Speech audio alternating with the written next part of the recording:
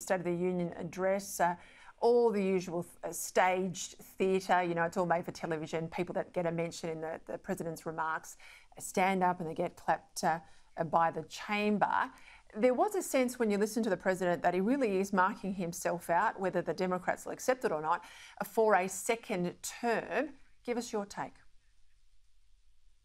Well, I think that's right, Peter. This was Joe Biden's election campaign launch for 2024. He only made one obvious mistake, calling Chuck Schumer the minority leader when he's the majority leader. And of course, Biden has got us now where we think only one mistake in a speech that you read on a teleprompter is outstanding. There was one nutty line where he said no leader in the world would want to swap his position with Xi Jinping. God alone knows what that means. It's completely baffling.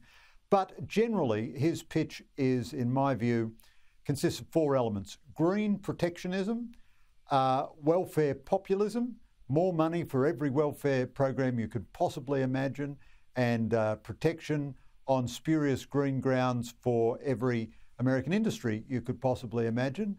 And then he did well, I thought, in handling police reform. He embraced and loved the police while saying that they must be held accountable when they do the wrong thing. Well, actually, that's why the Democrats chose Biden in the first place, because he doesn't go out of his way to offend mainstream Americans. And then, but he did a little bit of song and dance on abortion rights and LGBTQ stuff. Almost nothing about foreign affairs. I would say just a couple of pro forma paragraphs denouncing Vladimir Putin right at the end, and a couple of pretty weaselly paragraphs about China. So that's his pitch. He's going to be a domestic, but quite feisty. He even had a bit of back and forth with Republicans in the Congress. He was in the moment.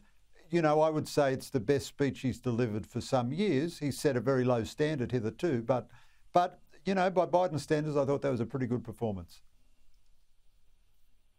I know it's a ridiculous game to speculate is he going to run, because he's not going to tell us now, even if he's not. I mean, that would make him a pretty extraordinary lame duck president for an exaggerated period of time. But chance your arm, do you think he will run?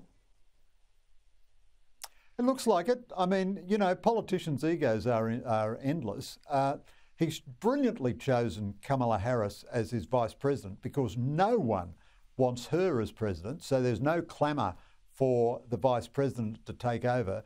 The Democratic Party has just rearranged the schedule of primaries so that South Carolina goes first. When you remember in the last presidential cycle, South Carolina saved Biden. He did very, very poorly in the early primaries, but he had strong support among black Democrat voters, and South Carolina put him back in the business, kind of knocked out Pete Buttigieg and made it a Bernie Sanders versus Joe Biden contest. And compared to Bernie Sanders, he looks like, he looks like Winston Churchill or something. So it all, and no other Democrat is hinting that they're going to enter the race, which means they're not fundraising, they're not forming political action committees.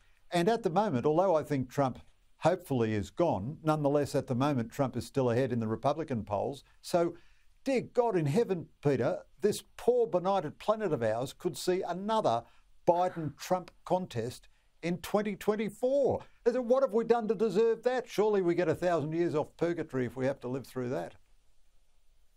I don't know that I'm up for that, Greg. I might retire before then.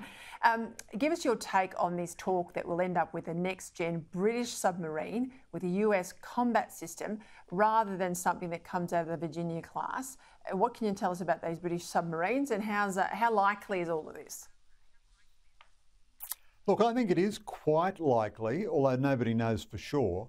The idea is that we'd get a British sub because they're smaller than the Virginia. The Virginia, the argument is too big for us to operate. And now that the Chinese are very likely to end up with bases in the South Pacific, it's not so important that we get to the South China Sea, but that rather that we can operate in our own waters. So range is not as important. However, this is a very disturbing story. The Brits are nowhere near designing the next generation of their attack subs, and they're going to build their guided missile subs first. So nuclear sub-nations, they have attack subs, which do the normal naval things, and they have huge, stealthy, quiet missile subs where they have their actual nuclear weapons. and they stay deep underwater in unknown locations. So they've got to build a whole new generation of the missile subs first, and then they get round to designing a whole new sub for their next generation of attack sub. But we are then going to integrate an American combat system into it, because that's the pride of our Navy, having the American combat system. The Brits will presumably want to keep on with their combat system. And the talk is the Americans might even build the reactor for us. Now, as sure as God made little green apples, Peter, that means there is no nuclear sub coming to this country before, and we're going to build it in Adelaide. So that puts it at about 2045, I reckon, before you could conceivably get your first nuclear-powered sub. And in that case, the Collins will wear out. I mean, the first one will be finished. It gets a 10-year life of type extension and is supposed to retire forever in 2038. So are we really going to do a second life of type extension on the Collins? I've always argued that we need another conventional submarine in the interim. If we'd stuck with Tony Abbott's Japanese subs made in Japan, we'd be only a couple of years away from getting our first one. And also, I think, oddly enough, this will suit all governments if we go down this weird British route, because they won't have to spend $1 on it for years and years and years. It's not even going to be designed until the 2030s. Now, maybe the government will have a fabulous, surprise for us in March, and, all these worries will disappear. But I don't see how we can get a nuclear sub any time before the 2040s. We might lease a training boat from the Americans or something, but we're likely to have no subs. We're not. We're not going to get anything if we keep Adelaide in the mix, as we heard from the Defence Minister, Richard Marles, today. But you resisted very, very politely there to tell them a great big fat "I told you so," because you've been saying pretty much exactly that for some time.